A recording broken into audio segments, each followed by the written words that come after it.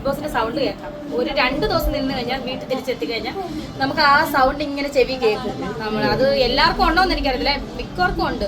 2 ആഴ്ചയൊക്കെ നിൽക്കുന്നവർക്ക് വരെ നമുക്ക് ആ ബിഗ് ബോസിന്റെ വീട്ടിൽ നിന്ന് നമ്മുടെ വീട്ടിൽ വന്നു കഴിഞ്ഞാൽ ആ ഒരു ഹാങ് ഓവർ മാറത്തില്ല. അതായിരുന്നു എനിക്ക്. ഞാൻ 5 ആഴ്ച നിന്നു, 35 ദിവസം നിന്നു, ഇങ്ങനെ പോന്നു. അപ്പം കുറച്ച് ദിവസത്തേക്ക് ഇങ്ങനെ ബിഗ് ബോസ് ആയിരുന്നു അതൊക്കെയകത്ത്. ഒരിക്കലും മണ്ടത്തരമായിട്ട് തോന്നിയിട്ടുമില്ല, തോന്നത്തുമില്ല. ഞാൻ കറക്റ്റ് സമയത്താണ് ഇറങ്ങിയത്. ബഹ്റിൻ പോവാ, നമ്മുടെ പഴയ ബാച്ചിലേഴ്സിലോട്ട് തന്നെ പോവാ. വിസ ടിക്കറ്റെല്ലാം ഓൾറെഡി ഇത് ചെയ്യുന്നു, പ്രോസസ്സിങ് നടക്കുന്നു.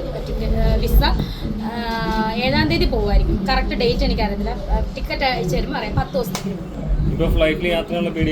പേടിയൊന്നുമില്ല, എന്നാലും പേടിയുണ്ട്. ഇങ്ങോട്ട് വരുമ്പോൾ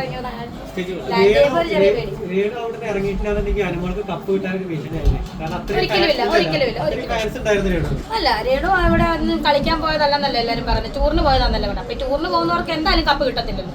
പിന്നെ ആ കാര്യം നിർത്തിയേക്കും. ഞാൻ ടൂറിന് പോയെന്നാണല്ലോ എല്ലാവരും പറയുന്നത്. ബിഗ് ബോസ് കാണാൻ വേണ്ടി ലൈവായിട്ട് ബിഗ് ബോസിനകത്ത് പോയി. ഞാനത് സമ്മതിക്കുന്നു. സോ എനിക്ക് പറ്റില്ലാത്തതുകൊണ്ട് ഞാൻ ഇറങ്ങിപ്പോകുന്നു. അങ്ങനെ ഭീഷണിയൊന്നുമല്ല.